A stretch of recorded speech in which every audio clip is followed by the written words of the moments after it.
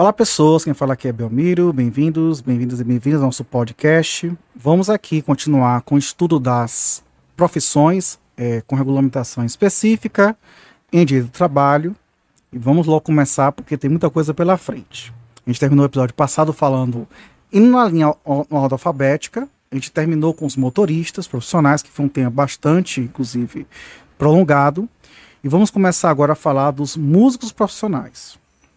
Então, os músicos profissionais, ele não é mais regulado pela CLT, mas pela Lei 3.857 de 1960, que criou a Ordem dos Músicos do Brasil, fixando atribuições de seleção, disciplina, defesa e fiscalização do exercício da profissão do músico, respeitadas, entretanto, as atribuições do sindicato respectivo. A portaria MTP 671/2021 dispõe sobre o contrato de trabalho por prazo determinado ou indeterminado, conforme nota contratual, para a substituição ou para a prestação de serviço caracteristicamente eventual de músicos, artistas e técnicos de espetáculos e diversões, sendo que a observância dos modelos contratuais, conforme previstos nos anexos da portaria, será obrigatória para a contratação de tais profissionais. O exercício da profissão do músico depende de subscrição junto à OMB, Ordem dos Músicos do Brasil, de quem receberá uma carteira profissional que vale como documento de identidade para todos os fins legais. O STF, no recurso extraordinário com repercussão geral reconhecida, número 795/467, porém entende que a atividade de músico é de manifestação artística protegida pela garantia da liberdade de expressão, e, portanto, seria incompatível à Constituição Federal a exigência de inscrição na Ordem dos Músicos do Brasil, bem como pagamento de anuidade para o exercício da profissão.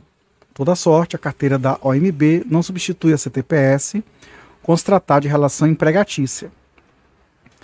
A duração do trabalho do músico será de 5 horas diárias, conforme a Lei 3857, computando-se nela o tempo destinado a ensaios, assim como os demais intervalos que se verificarem, com exceção da interrupção por 1 hora para a refeição. Bom, mas a própria lei ela tem exceções para estabelecimentos de diversões públicas, tais como cabarés, boates, dancings, taxi dancings, salões de dança, congêneres, onde atuem 2 ou mais conjuntos. Também a lei prevê a duração excepcional de 7 horas no caso de força maior, festejos públicos e serviços reclamados pelo interesse nacional, sendo que, nos casos de prorrogação em caráter permanente, deverá ser pedida a homologação da autoridade competente, que no caso é a do Ministério do Trabalho, ressalvada a competência privativa dos músicos, quanto ao registro, posta a carteira profissional de músico e outras exigências legais. Em espetáculos de ópera, bailados e teatro musicado, a duração normal do trabalho, para fins de ensaio, poderá ser dividida em 2 períodos separados por várias horas, sendo que nos espetáculos de teatro musicado será devida aos músicos uma diária extra por sessão excedente das normais, conforme a Lei 3857/43. A lei admite que o trabalho realizado em orquestras de restaurantes tenha duração de 6 horas, na forma prevista do artigo 42, inciso 1, da norma sob exame, quando exista revezamento entre atividades dos músicos com a apresentação de música através de aparelhagem de som. Outra categoria que também aqui está bem grandinha é a dos portuários. Já se falou do avulso, mas agora vai se falar mais do portuário em si. Então, o regime de trabalho dos portos brasileiros, ele é uma intermediação, de um terceiro entre diversas categorias de trabalhadores avulsos no porto e os tomadores de serviços. O sindicato detinha esse verdadeiro monopólio do fornecimento de mão de obra avulsa, cujas oportunidades de utilização, de resto, já estavam amplamente regulamentadas. Como era vedada a contratação direta, o usuário requisitava mão de obra ao sindicato e este, a seu talante, encaminhava para a prestação de serviços avulsos que lhe próprio credenciava. Muitas críticas existiam, né, sobre isso, Também, inclusive, sobre a impossibilidade de o usuário ajustar o preço dos serviços e de escolher pessoas para executá-los. Isso acabou ferindo, né, esse modelo fechado e muito normatizado. E não foram poucas situações que os trabalhadores avulsos de várias categorias postularam o pagamento de sua retribuição quando a operação sequer demandava, por razão de automação ou racionalização produtiva correspondente à prestação de serviços.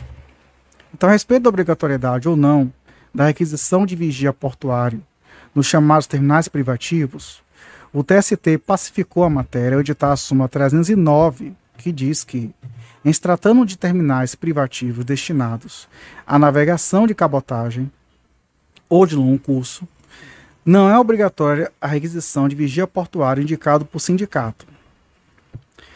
As ações de trabalho portuário têm sido objeto de estudos e deliberações da OIT, que em 73 aprovou a Convenção 137, ratificada pelo Decreto Legislativo 29 de 93 e promulgada pelo Decreto 15.74/95, que aponta no sentido de que a política nacional deverá estimular as partes, que, à medida do possível, se assegure o emprego permanente ou dos trabalhos portuários. Convenção da OIT, 137, artigo 2º, número 1. Inspirando-se na referida Convenção da OIT, o legislador brasileiro editou a Lei 8.630, de 25 de fevereiro de 93, cujas diretrizes básicas compreendem, primeiro, a desregulamentação do setor portuário, especialmente contra a livre contratação dos serviços de movimentação de mercadorias, armazenagem, transporte, vigilância portuária e demais serviços afins nos portos, eliminando-se, consequentemente, a contratação compulsória de serviço por meio dos sindicatos. Também a descentralização das decisões sobre a administração portuária, viabilizando assim a livre concorrência entre as partes com o fito de alcançar maior eficiência e rentabilidade operacional. A participação da iniciativa privada nos investimentos necessários à modernização do sistema portuário, a fim de direcionar os recursos públicos para demandas da área social, a estruturação das tarifas portuárias em consonância com as características de cada porto e de acordo com os serviços efetivamente prestados. A Lei 8630/93 foi expressamente revogada pelo artigo 76, inciso 1, da Lei 12.815/2013, e a nova lei passou a dispor sobre a exploração direta e indireta pela União de portos e instalações portuárias e sobre as atividades desempenhadas pelos operadores portuários, além de dar outras providências. Então surgiu um novo sistema normativo do trabalho portuário em nosso modelo jurídico, e o artigo 2º da Lei 12.815 reconhece os principais institutos do direito portuário e estabelece respectivas definições nos seguintes termos. Inciso 1. Porto organizado. Bem público, construído e aparelhado para atender necessidades de navegação, movimentação de passageiros ou de movimentação e armazenagem de mercadorias e cujo tráfego e operações portuárias estejam sob jurisdição de autoridade portuária. 2. Área do porto organizado. Área delimitada por ato do Poder Executivo e compreende as instalações portuárias e a infraestrutura de proteção e de acesso ao porto organizado. 3. Instalação portuária. Instalação localizada dentro ou fora da área do porto organizado e utilizada em movimentação de passageiros, em movimentação ou armazenagem de mercadorias destinadas ou provenientes de transporte aquaviário. 4. Terminal de uso privativo. Instalação portuária explorada mediante autorização e localizada fora da área do porto organizado. 5. Estação de transbordo de cargas. Instalação portuária explorada mediante autorização, localizada fora da área do porto organizado e utilizada exclusivamente para a operação de transbordo de mercadorias em embarcações de navegação interior ou cabotagem. 6. Instalação portuária pública de pequeno porte. Instalação portuária explorada mediante autorização, localizada fora do porto organizado e utilizada em movimentação de passageiros ou mercadorias em embarcações de navegação interior. 7. Instalação portuária de turismo. Instalação portuária explorada mediante arrendamento, autorização e utilizada em embarque, desembarque, trânsito de passageiros, tripulantes e bagagens e de insumos para provimento e abastecimento de embarcações e turismo. Inciso 8, vetado. Inciso 9, concessão à cessão onerosa do porto organizado com vistas à administração e à exploração de sua infraestrutura por prazo determinado. 10. Delegação, transferência mediante convênio da administração e da exploração do porto organizado para municípios ou estados ou consórcio público nos termos da Lei 9277, 10 de março de 1996. 11. Arrendamento, cessão onerosa de área e infraestrutura pública localizadas dentro do porto organizado para exploração por prazo determinado. 12. Autorização, outorga de direito à exploração de instalação portuária localizada fora da área do porto organizado e formalizada mediante contrato de adesão. 13. Operador portuário, pessoa jurídica pré-qualificada para exercer as atividades de movimentação de passageiros ou movimentação e armazenagem de mercadorias destinadas ou provenientes de transporte aquaviário dentro da área do porto organizado. A Lei 12.815, no artigo 3º, aponta os objetivos da exploração dos portos organizados e das instalações portuárias, aumentar a competitividade e desenvolvimento do país. Para tanto, deve-se observar as diretrizes como expansão, modernização e otimização da infraestrutura e da superestrutura que integram os portos organizados e instalações portuárias. 2. A garantia da modicidade e da publicidade das tarifas e preços praticados no setor, da qualidade da atividade prestada e da efetividade dos direitos dos usuários. 3. Estímulo à modernização e ao aprimoramento da gestão dos portos organizados e instalações portuárias, a valorização e a qualificação da mão de obra portuária e a eficiência das atividades prestadas. 4. Promoção da segurança de navegação na entrada e saída de embarcações dos portos. E 5. Estímulo à concorrência, incentivando a participação do setor privado e assegurando o amplo acesso aos portos organizados, instalações e atividades portuárias. No que tange ao trabalho portuário, parece que a interpretação sistemática dos artigos 32, 33, 34 e 40 da lei autoriza uma ilação de que tal trabalho pode ser prestado por trabalhador portuário empregado e por trabalhador portuário avulso. Deve-se destacar que o artigo 40 da lei dispõe expressamente que o trabalho portuário de capatazia, estiva, conferência de carga, conserto de carga, bloco e vigilância de embarcações nos portos organizados será realizado por trabalhadores portuários com vínculo empregatício por prazo indeterminado e por trabalhadores portuários avulsos, nos termos do parágrafo 1º, e considera, inciso 1, capatazia, atividade de movimentação de mercadorias nas instalações dentro do porto, compreendendo o recebimento, conferência, transporte interno, abertura de volumes para a conferência aduaneira, manipulação, arrumação, entrega, bem como o carregamento e descarga de embarcações, quando efetuados por aparelhamento portuário. 2. Estiva, atividade de movimentação de mercadorias nos convéses ou nos porões de embarcações principais ou auxiliares, incluindo transbordo, arrumação, peação ou despeação, bem como o carregamento e a descarga quando realizado com equipamento de bordo. 3. Conferência de carga, contagem de volumes, anotação de suas características, procedência ou destino, verificação do estado das mercadorias, assistência à pesagem, conferência do manifesto e demais serviços correlatos, as operações de carregamento e descarga de embarcações. 4.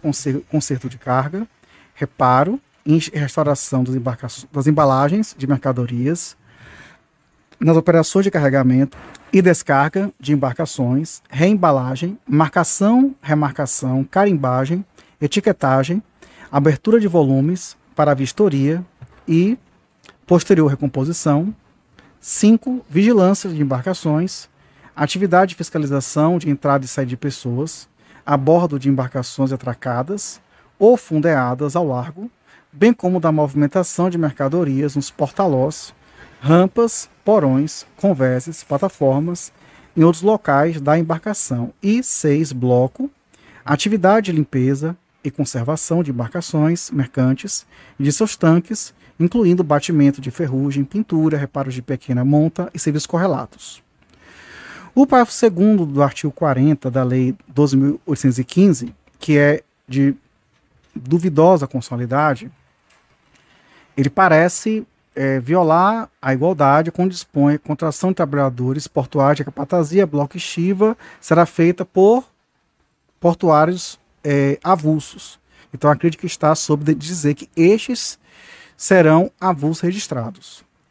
Já o operador portuário, nas atividades a que alude o artigo 40 da lei em estudo, não poderá alocar ou tomar mão de obra sob o regime de trabalho temporário de que trata a Lei 6.019, de 3 de janeiro de 74.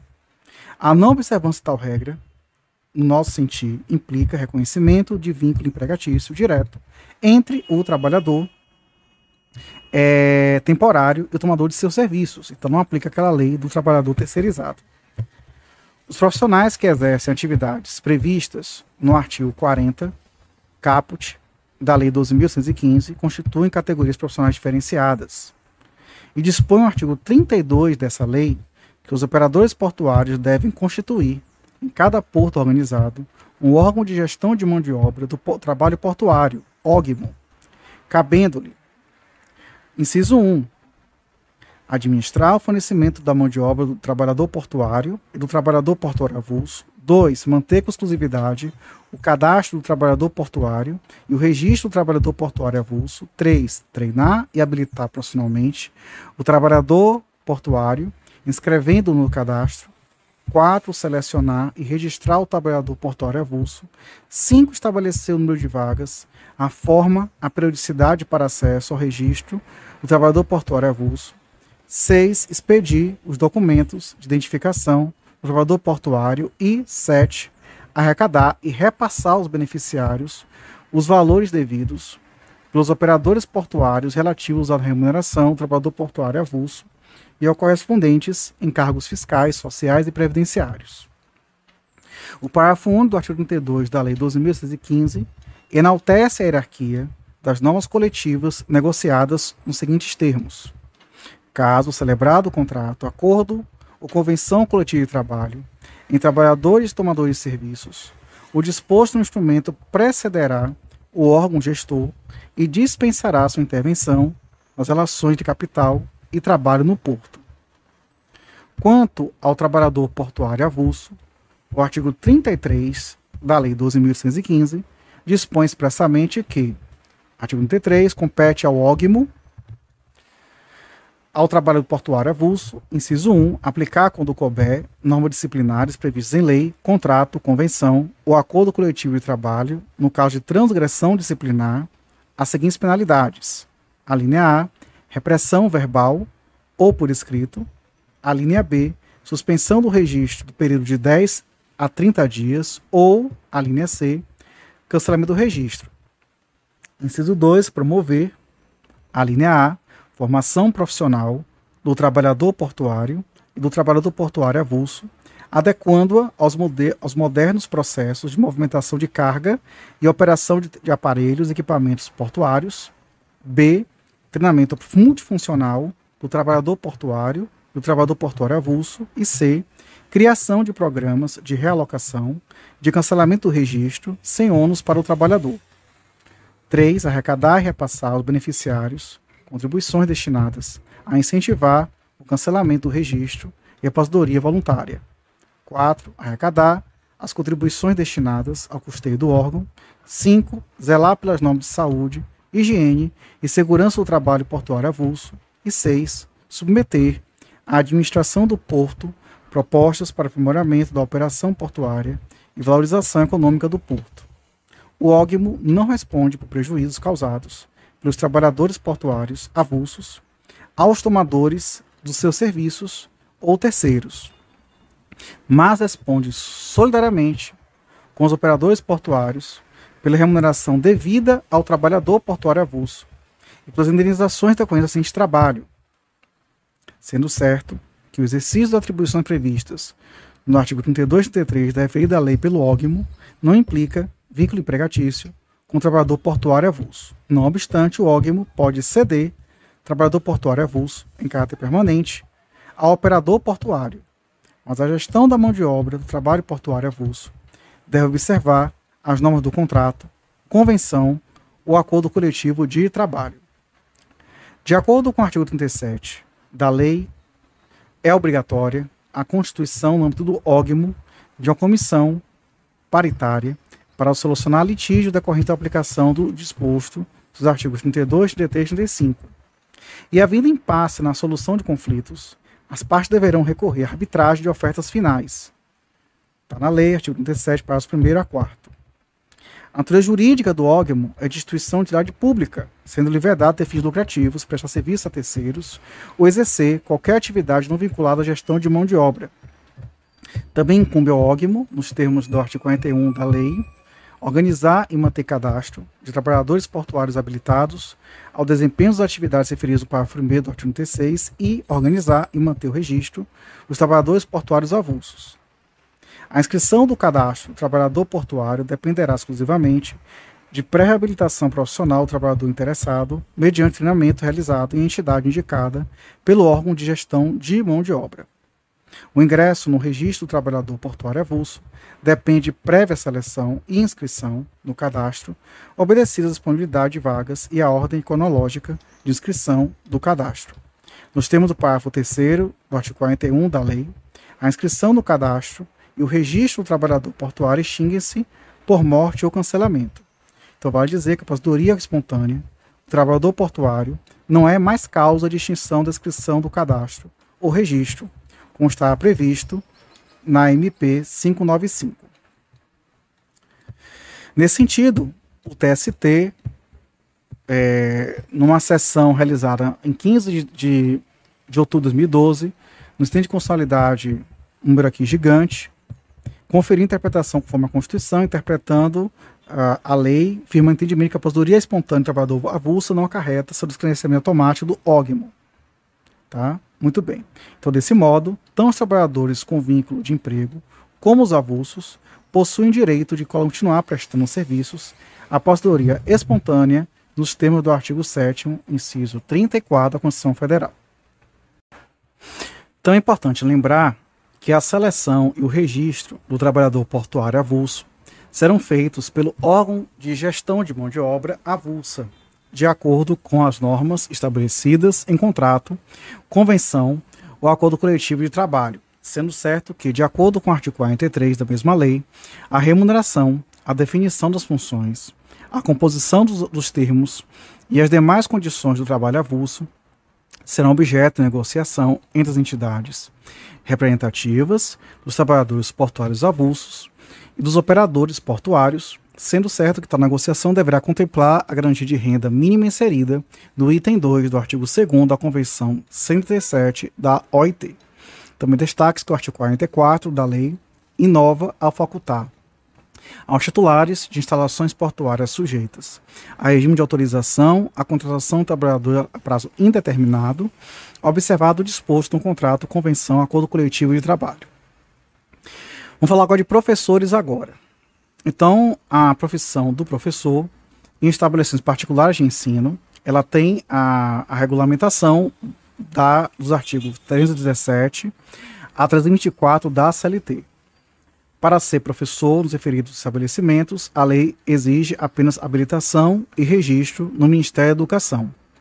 No mesmo estabelecimento de ensino, não poderia o professor dar por dia mais de 4 horas consecutivas, nem mais de 6 intercaladas à luz do disposto na CLT no artigo 318. Só que o artigo 318 foi alterado em 2017, passando da seguinte redação: o professor poderá lecionar em um mesmo estabelecimento por mais de um turno, desde que não ultrapasse a jornada de trabalho semanal estabelecida legalmente assegurado e não computado o intervalo para a refeição.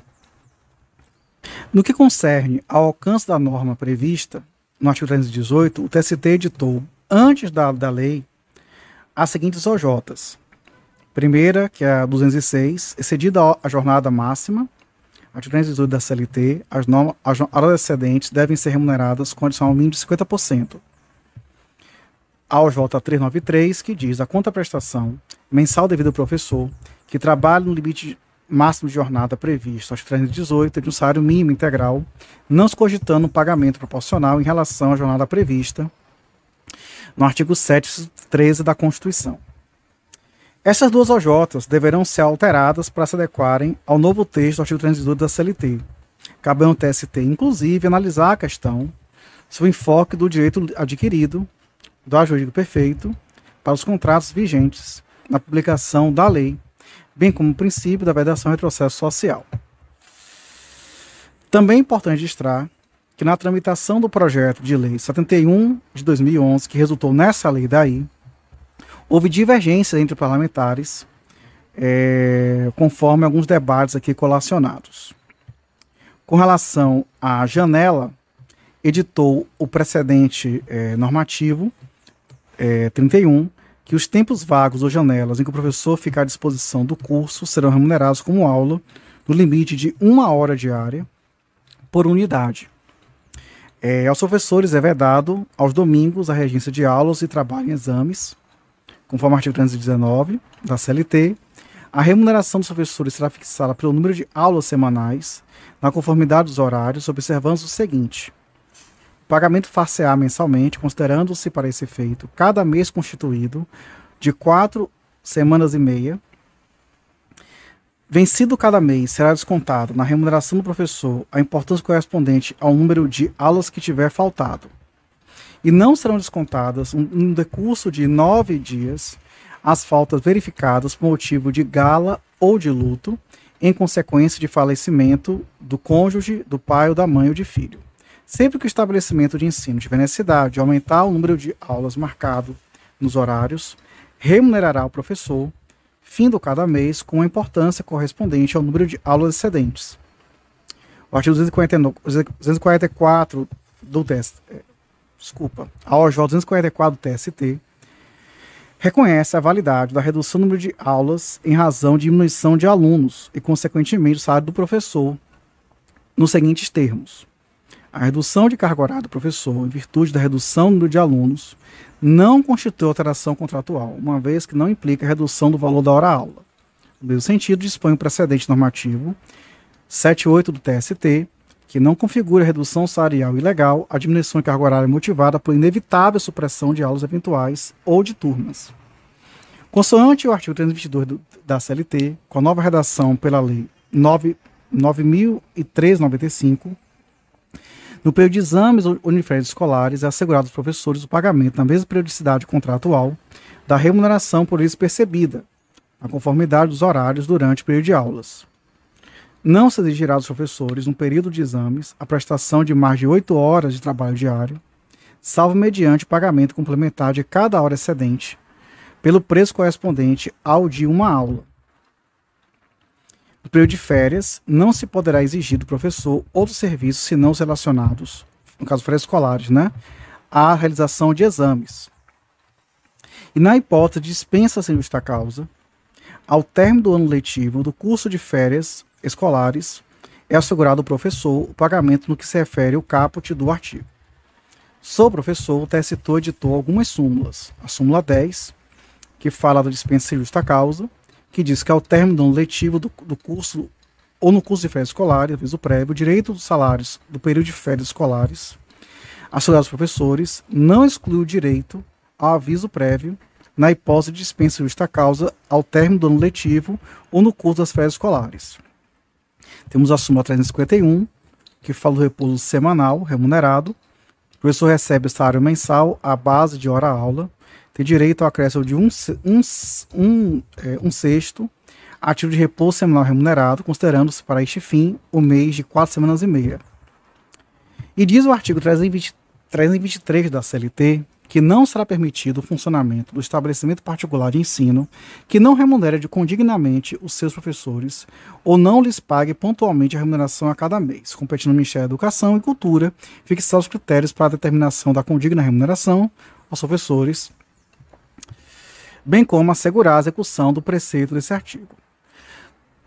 Também é importante Lembrar que a OJ 65 do TST diz que o acesso do professor adjunto ao cargo de professor titular só pode ser efetivado por concurso público, conforme dispõe os artigos 37, inciso 3 e 206, inciso 5 da Constituição Federal de 88. Agora sobre os telefonistas de mesa. A jornada diária normal dos empregados, operadores que trabalham em empresas que explorem o serviço de telefonia, telegrafia submarina ou subfluvial, de radiotelegrafia ou de radiotelefonia, é de 6 horas contínuas ou 36 horas semanais. Para empregados sujeitos a horários variáveis, fica estabelecida a duração máxima de 7 horas diárias de trabalho e 17 horas de folga, deduzindo desse tempo 20 minutos para descanso de cada um dos empregados, sempre que se verificar um esforço contínuo de mais de 3 horas. São considerados os empregados sujeitos a horários variáveis, além dos operadores, cujas funções exigem classificação distinta, os que pertençam a seções de técnica, telefones, revisão, expedição, entrega e balcão. O TST, pela súmula 178, resolveu entender a telefonista de empresa que não explora o serviço de telefonia a jornada reduzida, previsto no artigo 227 da CLT. A prorrogação da jornada só será possível em caso de indeclinável necessidade, sendo a empresa obrigada a pagar aos operadores o adicional de horas extras de 50% no mínimo sobre o valor de seu salário hora normal.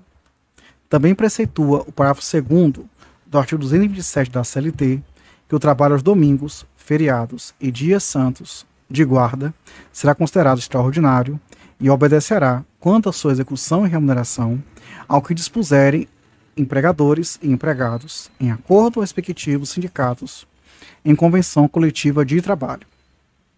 Reconhecendo o extenuamento do exercício da função, reza o artigo 228, consolidado que os operadores não poderão trabalhar de modo ininterrupto na transmissão manual, bem como na recepção visual, auditiva, com escrita manual ou datilográfica, quando a velocidade for superior a 25 palavras por minuto.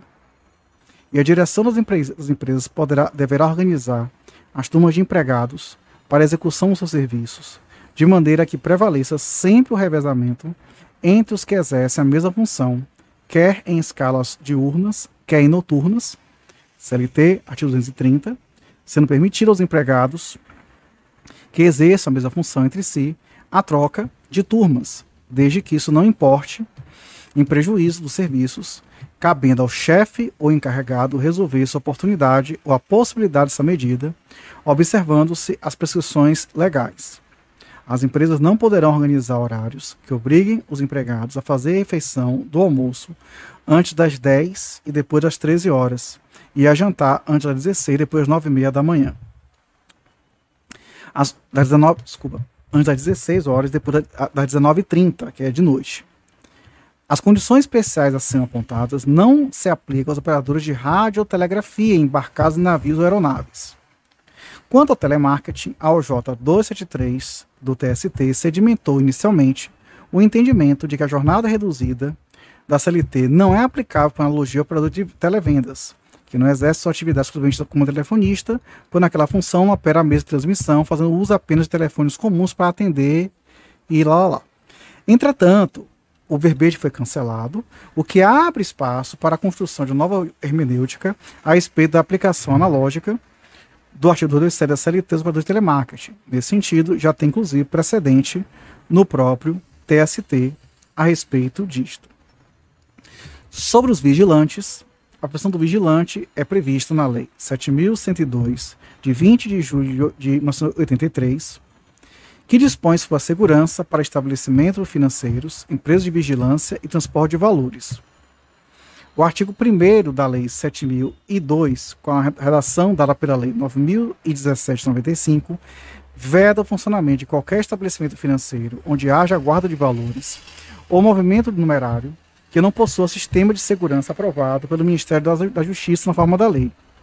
Estão compreendidos no conceito de estabelecimentos financeiros para os fins de normas legais os bancos oficiais ou privados, caixas econômicas, sociedades de crédito, associações de poupança, suas agências, subagências e seções. O sistema de segurança referido no artigo 1º da Lei 7.102 inclui pessoas adequadamente preparadas, a se chamar de vigilantes, alarme capaz de permitir com segurança a comunicação do estabelecimento financeiro e outra instituição, empresa de vigilância ou órgão policial mais próximo, pelo menos mais um dos seguintes dispositivos. Item 1, equipamentos elétricos, eletrônicos e de filmagens que possibilitem a identificação dos assaltantes. 2, artefatos que retardem a ação de criminosos, permitindo a sua perseguição, identificação ou captura. 3, câmara blindada com permanência ininterrupta de vigilante durante o expediente para o público e enquanto houver movimentação de numerário no interior do estabelecimento. Segundo o artigo 15 da Lei 7.102, o vigilante é o empregado contratado por empresa de segurança privada para execução das atividades definidas nos incisos 1 e 2 do caput e dos parágrafos 2º, 3º e 4º do artigo 10 desse diploma, quais sejam: primeiro, para proceder à vigilância patrimonial das instituições financeiras e de outros estabelecimentos públicos ou privados, bem como a segurança de pessoas físicas, também para realizar o transporte de valores ou garantir o transporte de qualquer outro tipo de carga, e as empresas especializadas em prestação de serviços de segurança, vigilância e transporte de valores, constituídas sob a forma de empresas privadas, poderão ainda prestar serviços de segurança privada a pessoas físicas, a estabelecimentos comerciais, industriais, prestação de serviços, residências, entidades sem fins lucrativos, órgãos e empresas públicas. Para a profissão de vigilante, é preciso ser brasileiro, idade de 21 anos, ter instrução correspondente à 4ª série do primeiro grau do ensino básico, ter sido aprovado em curso de formação de vigilante, que é autorizado pela lei, né? Ter sido aprovado em exame de saúde física, mental e psicotécnico, não ter acidentes criminais registrados, estar quite com obrigações eleitorais e militares. Na profissão de vigilante, ela requer prévio registro à Superintendência Regional do Trabalho, após a apresentação dos documentos comprobatórios das situações enumeradas. Ao vigilante será fornecida a carteira de trabalho social, na qual será especificada a atividade de seu portador. O vigilante usará uniforme somente quando em efetivo exercício, sendo assegurado uniforme especial às expensas da empresa que se vincular, porte de arma quando em serviço, prisão especial por ato decorrente do serviço, seguro de vida em grupo, feito pela empresa seguradora. O vigilante é, pois, contratado formalmente por uma empresa especializada, mas prestará serviços, de fato, a uma outra pessoa física ou jurídica. É uma terceirização permitida pelo direito positivo brasileiro, sendo reconhecida sua validade pelo TST, súmula 331, inciso 3. É preciso ainda não confundir vigilante com vigia. O vigilante é o da Lei 7.012, tem categoria profissional diferenciada. O vigia é empregado tutelado pela CLT, em geral, e seu enquadramento será determinado pela atividade econômica preponderante do empregador. Então, isso aqui também é importante. Isso aqui já foi, inclusive, apreciado pela própria jurisprudência. Quanto aos químicos, a profissão de químico é minuciosamente regulada nos artigos 325 a 350 da CLT e requer o prévio registro de um profissional perante o Conselho Regional de Química no local onde exercerá a profissão. A profissão de químico, na condição de autônomo ou empregado, somente poderá ser exercida por aquele que possuir a carteira profissional de químico expedida pelos Conselhos Regionais de Química. Essa carteira não substitui a CTPS, com ela não se confunde. Havendo relação empregatícia, ao químico são aplicadas as normas da CLT, salvo disposição especial em contrário. Entendi.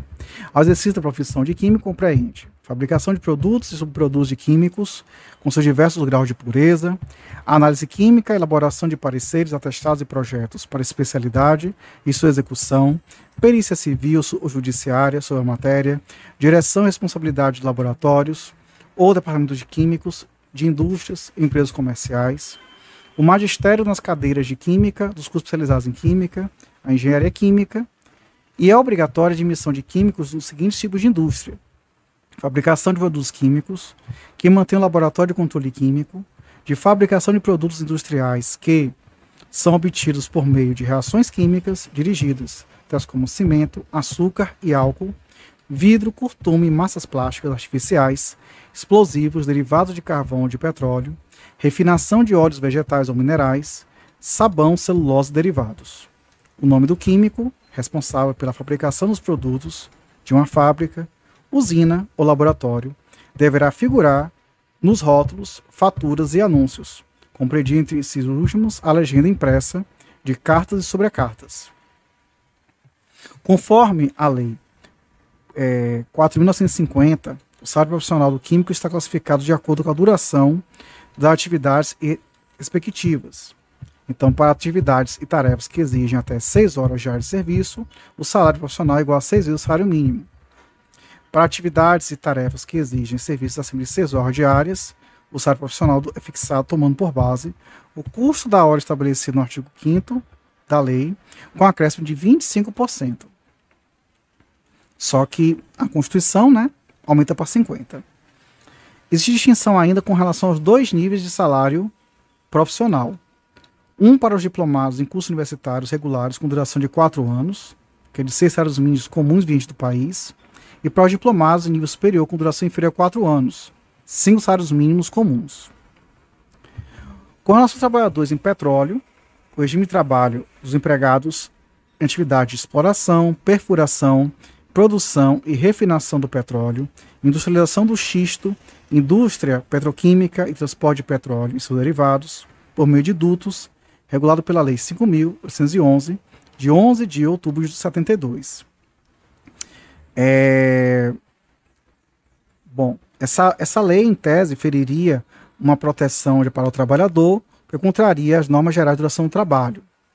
Porque, no artigo 2º, a lei em exame determina que, sendo imprescindível a continuidade operacional, o empregado será mantido em seu posto de trabalho, em regime de revezamento, que poderá ser realizado em turno de 8 horas.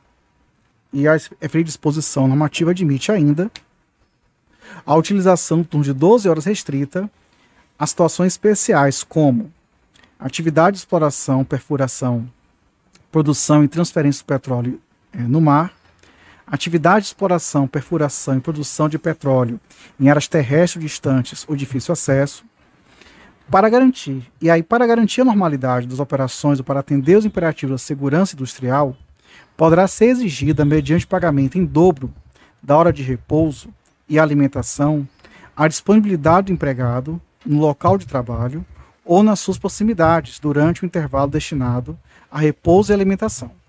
De acordo com o artigo 3º da lei, no período em que o empregado permanecer no regime de revezamento, em turno de 8 horas, serão assegurados alguns direitos, com pagamento adicional de trabalho noturno na forma do artigo 73 da Consolidação, o pagamento em dobro da hora de repouso e alimentação suprimida nos termos do parágrafo 2º do artigo 2º, alimentação gratuita nos postos de trabalho, transporte gratuito para o local de trabalho, direito a um repouso de 24 horas consecutivas para cada 3 turnos de trabalhados.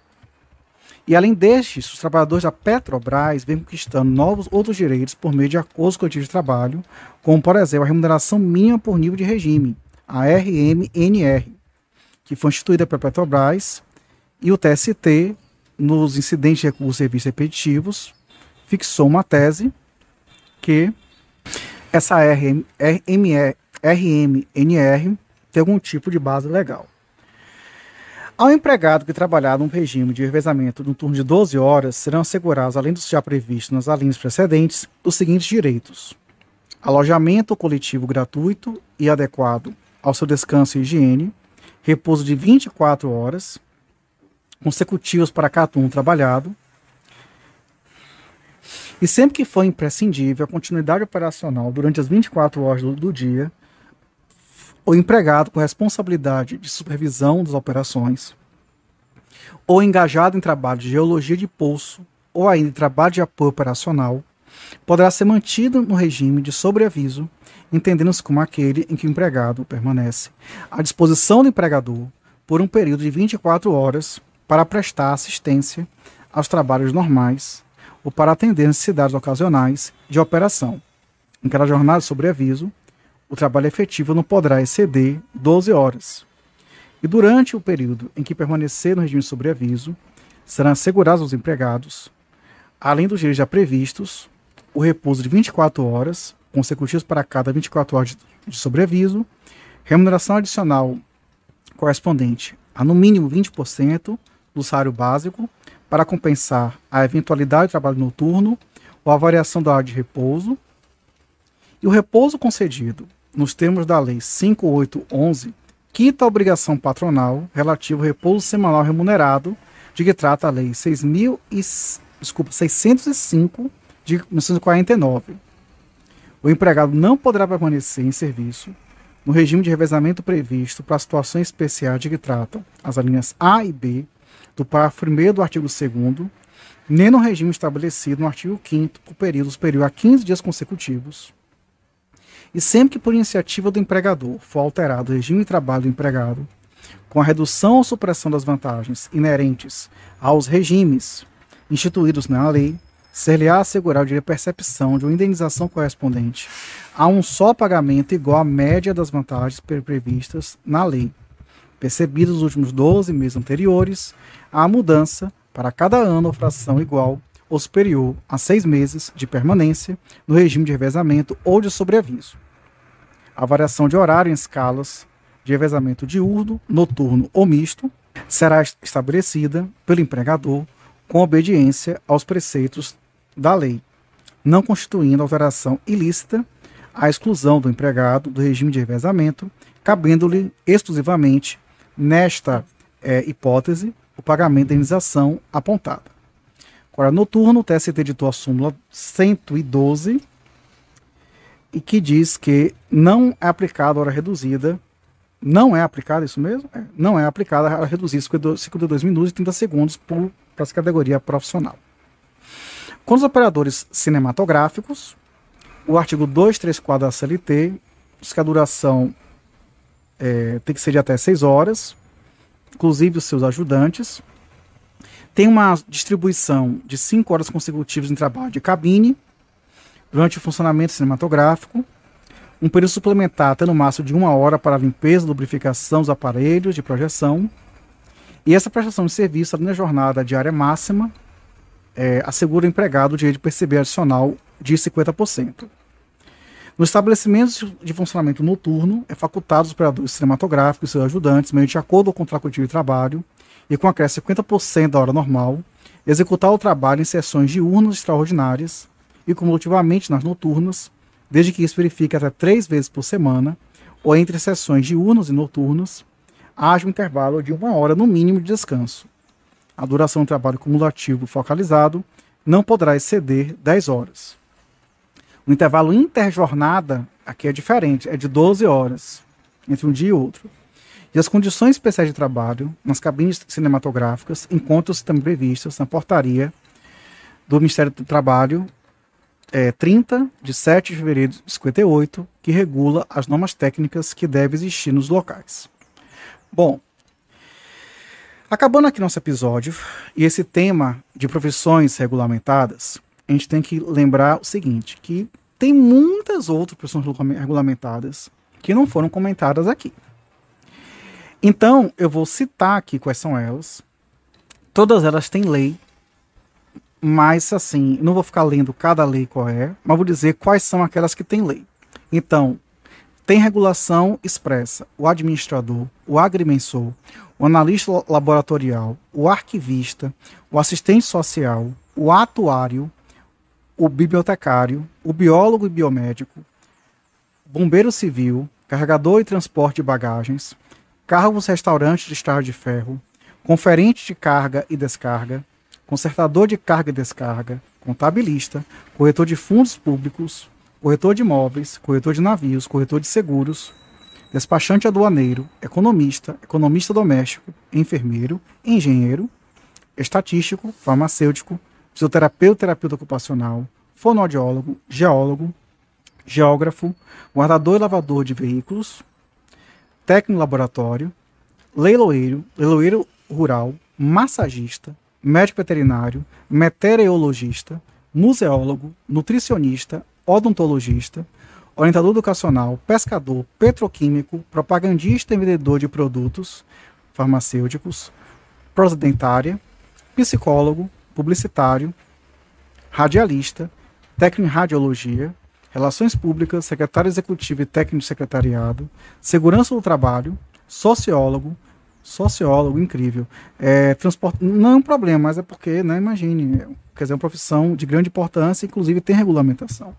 Transportador rodoviário autônomo, vendedores viajantes ou pracistas, zootecnista. E aí, a gente tem que entender que essa regulamentação é fruto, algumas vezes, de manobras de envolvimento do legislador com profissionais com o fim de reservar-lhes algum privilégio, sem uma autêntica razão de existência, e que pode acabar gerando inconstitucionalidade de alguma forma também. Então a doutrina ela traz para essa reflexão daí também. Pessoal, acabamos esse tema e aí voltaremos no próximo episódio para falar de outro tema ligado ao trabalho, sobretudo pelo aspecto da flexibilização e terceirização. Um abraço e tchau, tchau.